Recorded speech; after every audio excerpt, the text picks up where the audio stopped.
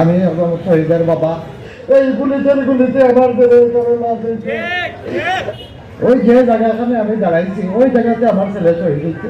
আমার ছেলে এই জায়গাটা দেখার পরে আমার মনের মধ্যে যে কি হয়েছে এটা আমি জানি আর আমার আল্লাহ পাক জানে। এই বছর আমার ছেলে আমি যে শেষ করতে আসছিল আমার ছেলে ফাঁকরি বাইতে আসছিল আমি আল্লাহ হুকুম হয়েছে না, কিন্তু আমি মনে করতাম কথা যে আমি মারা গেলে আমার ছেলে আমাকে জানাজা পড়াইবে, কিন্তু আল্লাহর হুকুম হয়েছে না। আমি অনেক মেহনত করছি আমার বাচ্চা লাগে, অনেক মেহনত। আসসালামু আলাইকুম। শিল্পকলা একাডেমি আয়োজিত আজকের এই সভার সভাপতি এবং আমাদের বিভাগীয় কমিশনার সাহেব আরও সরকারি কর্মকর্তাবৃন্দ, আসসালামু আলাইকুম। আমি তো সবার নাম জানি না, আমার বুঝতে আল্লাহ মাফ করতে। তো আজকে আমি এখানে দাঁড়াইছি, প্রথমত ওই যে জায়গাখানে আমি দাঁড়াইছি ওই জায়গাতে আমার ছেলে শহীদ হয়েছে। ওই অন্তরে বিস্কুটের ভিতরে আমার শহীদ হয়েছে।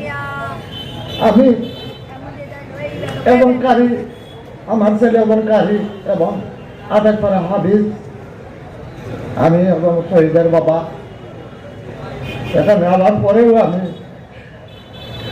আমার ছেলে এই জায়গাটা দেখার পরে আমার মনের মধ্যে যে কি হয়েছে এটা আমি জানি আর আমার আল্লাহ পাক জানে। আমার ছেলে লাশ হয়ে গেছে এই পুলিশের গুলিতে, আমার ছেলে এখানে লাশ হয়েছে। আমি আপনাদেরকে সাক্ষী রাখতে চাই এই বাংলাদেশে যত ছেলেরা মেয়েরা শহীদ হয়েছে এদের জন্য বিচার হয়, এটা আমি আপনাদেরকে অনুরোধ করবো, আপনারা দোয়া করবেন এরা বিচার হইত। আমার ষাট ছেলের মধ্যে 3 নম্বর ছেলে আমার শহীদ হয়েছে। আমার ছেলেটা আমি আশা করলাম যে আমার ছেলে আবিদ এই বছর আমার ছেলে আবিদ শেষ করতে আসছিল, আমার ছেলে ফাঁকরি বাইতে আসছিল, আমি আল্লাহর হুকুম হয়েছে না।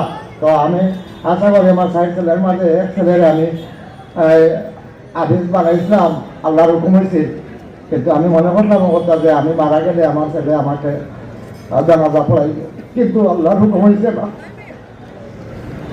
আমি আল্লাহ দরবারও আমি বেজার নাই, আমি খুশি আছি। আল্লাহ পাক যেন আজকে আমার ছেলে শহীদ হওয়ার কারণে এই জায়গাতে উভয় আমি কথা কইতাম পারছি।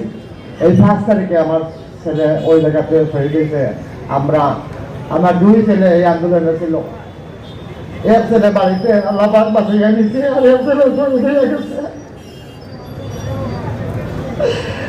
এই ছেলে বাড়িতে দিয়ে গেছে, আরো 5-7 জন মানুষে আমার ছেলেরা দরিয়া লিয়া গেছে, বাড়ি গোলাপ করে আছে।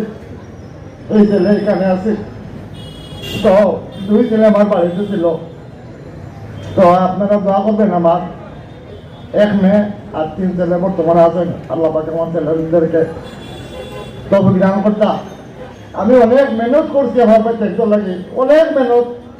আমি কেউর কাছে আমি আমার প্রকাশ করছি না যে আমার ছেলেরা যে আমি কিভাবে আমি পারবো, কিভাবে আমার ছেলেদেরকে আমি সম্মান দিব, এটা আমি কেউর কাছে না হলে আমি আল্লাহ পাকের কাছে আমি বলছি। আমি আমার জেলা প্রশাসক সাহেব আমার বাড়িতে গেছে, আমি প্রথমে তার কাছে আমি আবদার রাখলাম যে আমার 2টা ছেলে যদি সরকার যদি কোনো ছেলে দিয়ে আমার 2টা ছেলেদের কোনো একটা ব্যবস্থা করে দেয়, আমার ফ্যামিলির লাগে একটু আমার একটা হেল্প হইল, যে আন্দোলনে আমাদের বাচ্চা যারা ওই বাংলাদেশে অনেক ছেলে মেয়েরা ও শহীদ হয়েছে। তো আপনাদের প্রতি আমার আহ্বান থাকবো ওটাও যে আপনারা যেন এরারে কোনো সময় করে ফেলাইবা না, এরারে স্মরণ রাখবা, এরারে সম্মান করবা। আমরাও দোয়া করবো আপনাদের লাগে, আর এরারে যদি সম্মান দেয় রাষ্ট্র সম্মান নিব, এরারে সম্মান না দিলে রাষ্ট্র সম্মান হইতে পারে। যারা ছেলেমেয়েরা শহীদ হয়েছে তারা জানে, আর আল্লাহ জানে, এর পরে আর কেউ মানে এটা হইতে পারতো না যে কতটুকু কষ্ট আছে। যারা আহত হয়েছে এরা কি অবস্থায় আছে তারা জানে, আর আল্লাহ জানে।